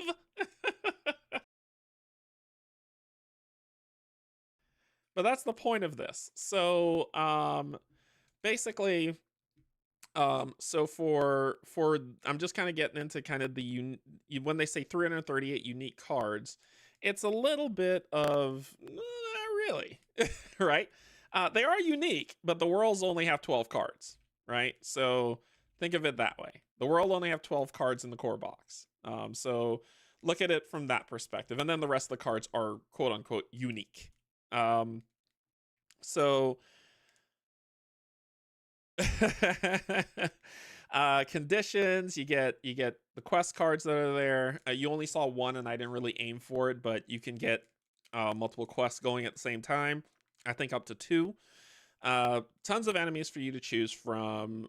You saw the upgrade cards for the heroes are just sick, right? They just get better and better. Upgrading was just so fast that I even forgot I needed to upgrade at times.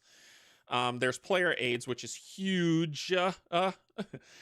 Dual layer player pads for 5 dual layer plus 6 hero tiles to go on those dual layer boards for you to go, and it's more than 6 if you back this campaign. But if you get it after the fact, and we'll talk about that as well. 4 bosses that you have in the core box, right? 4 bosses that you get to fight. You only saw 1. Each one of them are going to play differently and play around the board differently. So while this beholder was all about opening rifts and dropping despair, the others might do something a little bit different. 13 locations that you get to choose from that you have on there.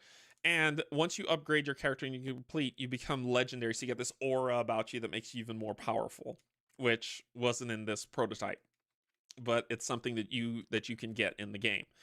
1 large boss mini. So minis inbound, which is the big bad. The 3 boss miniatures. So these are the 4, 1, 2, 3, 4, but this one's just kind of big, right? And then These things, honestly, I feel could be tokens, but they made them minis because people like minis, and I feel that they could be tokens. Personally, I probably will try to find a way to turn these into tokens and just have these minis for some other games, but they're beautiful looking.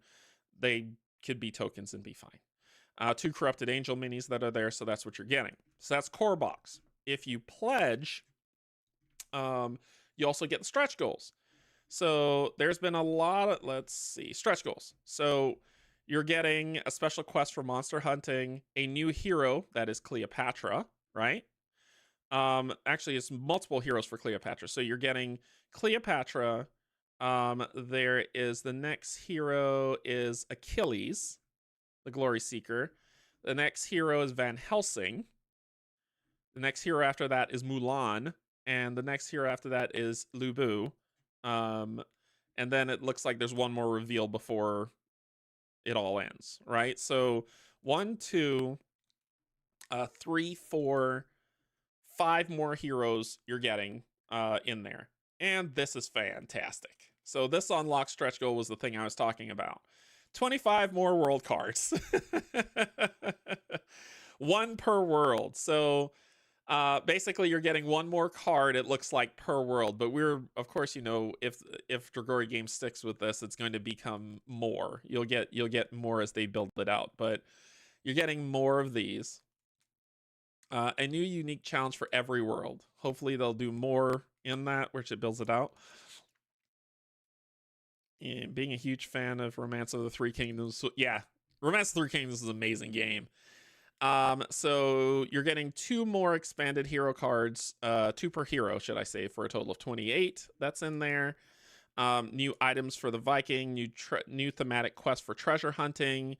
Let's see what else. An Oriental theme, investigation quests, a new realm, a whole new realm. So a whole new one of those boards that is the Draconic realm that's coming in, and then you're getting a new boss, which is an Illithid or Mind Flayer, whichever way you want to, whichever version of D&D you play. So we're getting a new boss now. It's 5 bosses that you're going to be getting. This is just going to be a monster that's added, I believe. Yeah, it's just a monster that's being added, and another monster being added. So we're getting a lot of stuff there. This is all coming if you pledge core. So I'm just showing you what you get with $130 US core, and that's what you'll get, right? So if you're like, well, I'm unsure, but I'm just going to do core, that's what you're going to get, which is a lot of content. So don't feel like you're missing out if you don't. You're getting a lot of content for your $130, and, you know, go for it. Go for it. The next one that's on there, I think, is the Rift Explorer box. Yes. And this one is $249. This comes with the expansion stuff that they're adding. So it's the core box plus 6 things. Let's talk about those 6 things. There is Boss Pack 1, which comes with 2 more bosses for you to fight. So remember, we're at 5, now we're at 7. So you're going to get 7 bosses, right, with Boss Pack 1. Boss Pack 2, 2 more, so 8 and 9. So you're getting 9 bosses that you're going to be able to fight in your game. You're also getting, I believe the Rift also gives you, yeah, it gives you the 2 bosses. Okay, so you're also getting the hero pack. So the hero pack, you're getting 3 new heroes. So not, stacking on the stretch goals and the ones that you start with. You're getting 3 new heroes, which is Ragnar Lothbrok, Gilgamesh, and Morgan Le Fay. So you're gaining 3 new heroes that you're going to be playing with this Hero Pack 1. Hero Pack 2, you gain Leonidas, Robin Hood, and I know him as the Monkey King, but I forgot his name. But basically that set that you have on there that you'll be doing, right? So you'll gain 3 more heroes. So it's 5 plus the 4 in the stretch goals, which is 9, plus the 3 from 12, plus these 3, which is 15 heroes. So you're getting 15 heroes from that pack. So it really spans itself out. I think I know the minis aren't really necessary, but with the number of miniatures, $130 for the core box seems like the best value for your money I've seen this year. Yeah, it's pretty good. It's pretty good. So I did the hero pack, the boss pack. You get a special monster pack, which it just has like some more extra monsters to add to your fun, right? So you get a special monster pack. And you get this campaign box. So you actually get a campaign. This game is played like Eldritch Horror, where it's these one-offs. You beat the boss, you're done, game over. It doesn't have to. There's not 100+ hours of play content for you to go through. Just like the game, you sit it down, you set it up, you beat the boss, you pack it up, and you're good. This adds a campaign for people who want a campaign. So it's not thrust upon you and said, here's this campaign that's going to take up all this time on games that you'll never get to. This is like, nope, play the game how it is. But if you want a campaign, this is the campaign that you can get for it. And I think that is all that's included in the Rift Explorer for $250, right? So we go from $130 to $250 for all that content. Then there is the all-in. And the all-in adds the core box, the hero pack 1 and 2, the boss pack 1 and 2, the special monsters, the campaign box, and then this other stuff. And this other stuff is you get some upgraded dice, right? People who want dice get some upgraded dice. There is a dice tray that you get with it with some velvet bags if that tickles your fancy. There is a storage box. So that means that everything you have goes into the box, which I think is cool, right? That's the all-in into the box that you're going to get. You're going to get the deluxe Rift box, which gives you, instead of having tokens for the Rift, you have minis for the Rift. That's what it's basically. It's minis. So this box will be super tiny. It looks big. It's probably not going to be that big. Then you get acrylic tokens. So all those tokens that I've been throwing around the board, instead of them being cardboard, they'll be acrylic. So that's the all-in, and I'll talk about this in a second. But this is going to be part of the all-in, but I'll tell you what that is in a second. So where $250 was the previous one, this one for $299 gets you the rest of the stuff. So that is the all-in for what you want. For people who are not going all-in, the core box is really all you need, and you're good, right? It's a good value. It's a good value for the amount of minis you're getting. I want it all. So I want the amount of heroes that they have. Gilgamesh interests me. Cleopatra interests me. I want to play with these other heroes. So I did go all in on it, right? I went all in on it. I'm getting all the good stuff and the storage and all that other stuff. This right here, this Gates of Darkness, this is a it's kind of like a what's the way to put it? I'm trying to find the best way to put it. The Gates of Darkness is like a quest that you're gonna get, a mission, a story, a thing. It's like a story that you're going through, like a campaign, but it's not a campaign. It's like a story. You go through the story, you play the game, and if you win, there you go. All right. So that's kind of how it lines out. That's why it's $5. Core plus coin capsules for me, most likely. I want the other shinies, especially the bosses, but I tend not to play all the content I have for games. Yeah, I want it all, but but I get that. I respect that. So those are pretty much the pledge levels that are in there, and that's what this thing kind of alludes to as the pledge levels, is you're showing everything and then going with the all-in that gets you all the stuff that you want and more. And then the pledge breakdowns is kind of this here that breaks it. So I think the core box is a good value. I ain't gonna lie to you. I think it's a really good value for what you're getting. If you want the heroes and the bosses and not the other stuff, it's $250. And then if you want to go all in and just get it all, then you get a $299. There is a Dracula, the vampire hero, that if you did day one, you get it for free. I did day one backing so I could get it. It cost $10 if you did not, right? So if we look at add-in, here he is. So he's a special day one hero that you can get if you want. So that went from, what, 12 to 13 heroes that you get for the all-in, which is pretty cool. Shipping costs, of course, with everything going in the US, we got to deal with what we got to deal with. But rest of the world, of course, these shipping prices are going to hit heavy. So prepare your wallets if you're backing the game. It's just the price of shipping, the price of production, the price of the world that we live in this time. It's going to be expensive. This is steep, but it is what it is, man. I've just kind of laid into, I just gotta make it through these years. Just gotta make it through these years, and then hopefully somebody with some more sense will come and settle things and make things make sense in the world for me. But yeah, so that is going to be SpellRift. You got 19 hours to pledge. There will be late pledge coming after the campaign close. What's the interesting thing about this game, though, that I want to mention before you run away, is this. So this, they've said that they've instituted a 5 months guarantee. That means if they don't do it, so 100% refund if delayed 5 months past their estimation for delivery. So stable pledge 10% and US tariff protection. So basically meaning you will get back 100% of what you pledged if they if they're delayed 5 months past. So if they said that they're going to deliver the game at a specific time and it's 5 months past that, you can ask for a 100% refund from Dragori and get your games.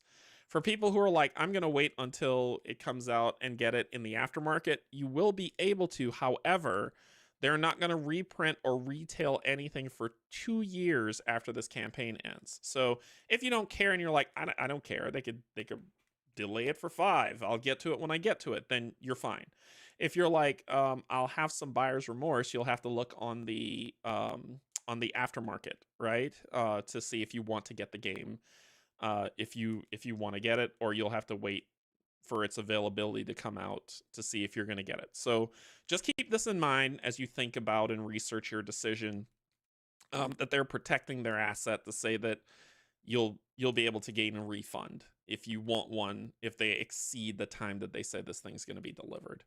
So just keep that in mind and make the decision that's best for you, your wallet and your sanity when you purchase these games. But I like it. I think this game is going to be fun. There's a lot of people who've had a chance to get their hands on the prototype, people you know and you trust and you respect, right?